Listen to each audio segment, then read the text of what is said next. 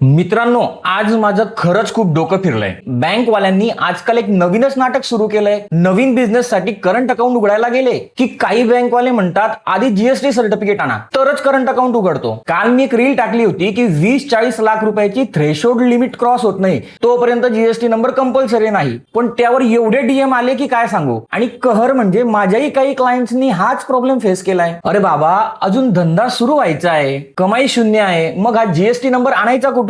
कायद्यात नियम नसताना ही कसली मनमानी? यावर कुणी बोलणार आहे की नाही? बरं, आता बँक असं का करतात? बँकवाल्यांना नियम माहित नाही का? नक्कीच माहिती आहे, पण हे सगळं चालतं फक्त त्यांच्या सोयीसाठी. पहिलं म्हणजे कष्टाचा कंटाळा. जीएसटी नंबर असलं की त्यांना जास्त व्हेरिफिकेशन करावं लागत नाही, काम एकदम सोपं होऊन जातं. आरबीआयच्या नावाखाली आपल्याला भीती दाखवतात, पण असं कुठेही म्हटलं नाही ना आरबीआयने का जीएसटी नंबर असेल तरच करंट अकाउंट उघडलं जाईल. हे सर्व शॉर्टकट मारतात. इतर डॉक्युमेंट्स तपासण्यापेक्षा कस्टमरवर जीएसटी बोजा टाकला की त्यांना सोयीचं होतं म्हणून. मग आता याला सोल्युशन काय? छोट्या व्यापाऱ्यांनी काय करायचं? बँक जर अडवत असेल तर त्यांना हे पर्याय द्या. 1. उद्यम रजिस्ट्रेशन सर्टिफिकेट. हे एकदम फ्री असतं आणि ऑनलाईन लगेच मिळतं. बँकेला ठणकावून सांगा हे घ्या माझं business proof. 2. Shop act licence. हे सुद्धा व्यवसायाचं कायदेशीर प्रूफ आहे. 3. इतर लायसन जसं का फूड लायसन, गव्हर्नमेंट लायसन किंवा इतर कोणताही सरकारी बिझनेसचा पुरावा दाखवा आणि त्यांना सरळ सांगा की RBI master direction on KYC प्रमाणे जीएसटी कंपल्सरी नाही आणि तरी पण बँकांनी त्रास दिला तर दुसरीकडे जा.